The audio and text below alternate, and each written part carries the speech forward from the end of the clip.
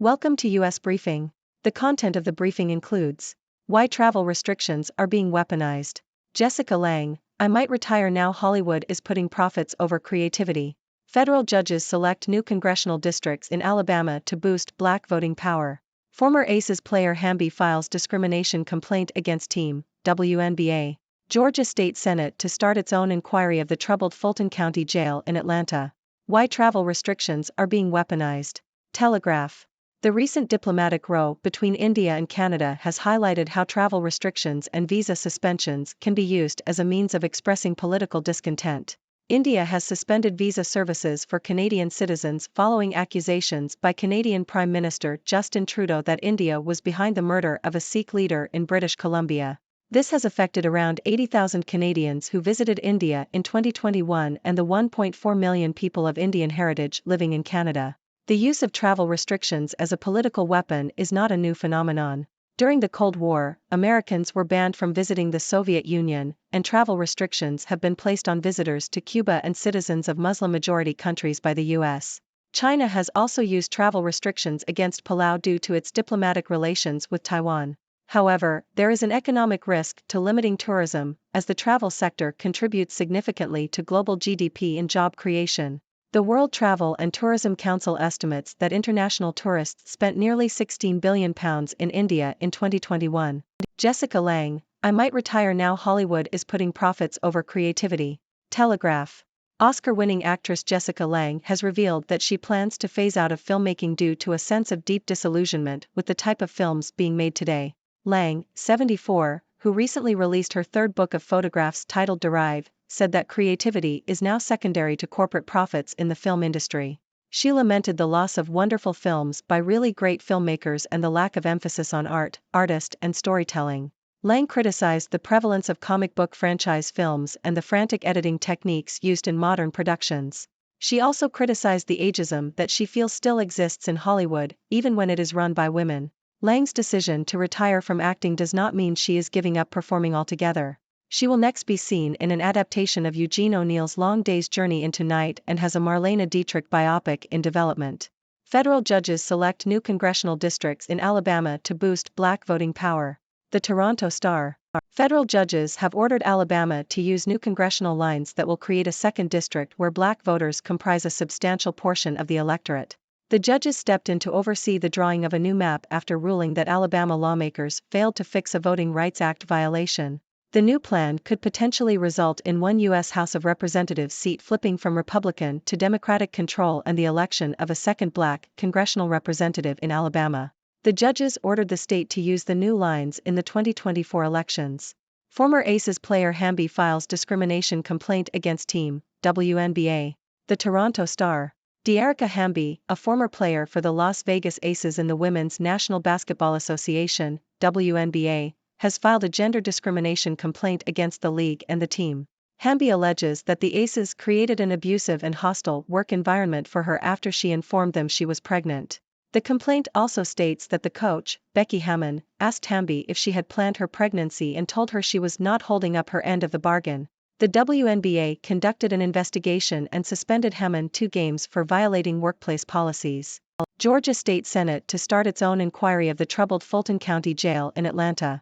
The Toronto Star. Fulton County Jail in Georgia is to be investigated by the State Senate Committee after the U.S. Justice Department launched its own inquiry earlier this year.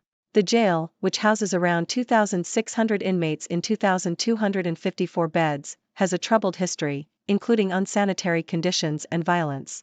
Sheriff Pat Labott has campaigned for a new jail, which would cost $1.7 billion or more. Toronto rapper guilty of manslaughter after judge excludes not relevant song lyrics. The Toronto Star. A judge in a Toronto murder trial has excluded a rap song that the prosecution argued supported the motive for murder. The judge agreed with the defense that the song was too prejudicial and not relevant to the trial. Toronto rapper Dane Sitladine, 32, was convicted of manslaughter in the death of Blaine Grindley. Grindley was fatally shot in his chest around 1 p.m. on May 1, 2019, at a townhouse unit of an Etobicoke housing complex. Sitladine was present but did not shoot Grindley, nor did he have a gun, according to his defense lawyer. Sitladine is a well-known rapper in the city's underground rap scene, where he performs as Young Lava. The prosecution had asked the judge if jurors could hear that one of Citladine's songs, titled Real Spit, Was Gang Dis, was posted to YouTube on the day of the shooting. The lyrics included references to gangs and threats of violence. The judge ruled that the song provided no evidence of any motive for the shooting. Man with handgun seeking governor arrested in Wisconsin Capitol, returns with assault rifle. The Toronto Star. A man illegally brought a loaded handgun into the Wisconsin Capitol and demanded to see Governor Tony Evers. He was taken into custody for openly carrying a firearm, as it is against the law to do so in the Capitol. The man was later released on bail but returned to the Capitol later in the evening with a loaded assault-style rifle. The man was again taken into custody and placed in protective custody. This incident comes amid a series of violent threats against public officials. Governor Evers was previously on a hit list of a gunman suspected of fatally shooting a retired county judge in Wisconsin in 2022. George Santos, former campaign treasurer, will plead guilty to federal felony, prosecutors say. The Globe and Mail. Nancy Marks, former campaign treasurer and close aide to U.S. Representative George Santos, is set to plead guilty to an unspecified felony as part of the federal investigation into Santos' financial irregularities. Marks has faced questions about Santos' campaign finances, including unusual campaign filings and expenses just under the legal limit for disclosure. Santos has accused Marks of going rogue without his knowledge. If Marks testifies against Santos as part of a deal with prosecutors, it could severely damage Santos' case. Santos has pleaded not guilty to a 13-count federal indictment. Ladies and gentlemen, Dr. Six here, your resident observer from the 6 Degrees world. Today, we discussed a range of news stories that cover everything from international politics to the entertainment industry. Let's dive in. First, we explored how travel restrictions are being weaponized in diplomatic disputes. It's not uncommon for countries to use visa suspensions as a means of expressing political discontent. Just look at the recent row between India and Canada. However, while this tactic may be effective in sending a message, it also comes with economic risks. The travel sector contributes significantly to global GDP and job creation, so limiting tourism can have far-reaching consequences. Moving on, we discussed Jessica Lange's decision to potentially retire from filmmaking. Lange, an Oscar-winning actress, expressed her deep disillusionment with the current state of the film industry. She believes that creativity has taken a backseat to corporate profits, and she laments the loss of art and storytelling. Lange's critique of the prevalence of comic book franchise films and editing techniques in modern productions struck a chord with many. Next, we explored how federal judges in Alabama have ordered the creation of a new congressional district to boost Black voting power. This move comes after the judges ruled that Alabama lawmakers violated the Voting Rights Act. The decision could potentially lead to a shift in political control and the election of a second Black congressional representative in Alabama. It's a significant step towards achieving more equitable representation. We then delved into the gender discrimination complaint filed by former WNBA player De'Arica Hamby against the Las Vegas Aces and the league. Hamby alleges that she faced an abusive and hostile work environment after informing the team of her pregnancy. The complaint sheds light on the ongoing issue of gender discrimination in professional sports and highlights the need for change. Shifting gears, we discussed the troubled Fulton County Jail in Georgia, which is now under investigation by the state Senate committee.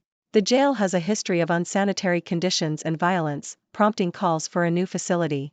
The investigation aims to address these issues and ensure the safety and well-being of inmates. In other news, a judge in a Toronto murder trial excluded a rap song that the prosecution argued supported the motive for the crime. The judge deemed the song too prejudicial and irrelevant to the trial. This decision raises questions about the use of artistic expression as evidence in criminal cases and the fine line between artistic freedom and legal considerations. Lastly, we covered an incident in Wisconsin where a man illegally brought a handgun into the Capitol and demanded to see the governor. This comes amid a series of violent threats against public officials, highlighting the need for increased security measures and the importance of protecting our elected leaders. That concludes our news roundup for today. I hope you found these stories both informative and entertaining. Now, it's time to hear from you, my dear audience. What are your thoughts on these topics? Do you have any questions or insights to share? The floor is yours. Thank you for tuning in.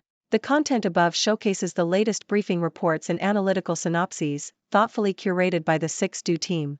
These insights stem from a wide array of reputable media outlets, think tanks, government sources, and specialized experts worldwide. We encourage you to explore these sources for a comprehensive perspective. Keep in mind that while the content may not always align with the official standpoint of 6Do Brief, it's not meant to be taken as absolute directives for decision-making. Comprising seasoned media professionals, learned scholars, and accomplished scientists, the 6Do team embodies a trailblazing, fully independent media entity. To customize 6Do Brief to meet your professional needs, you have the option to subscribe to a diverse array of briefings on our website, 6dobrief.com. Regardless of your location, you can conveniently receive 6Do Brief via email.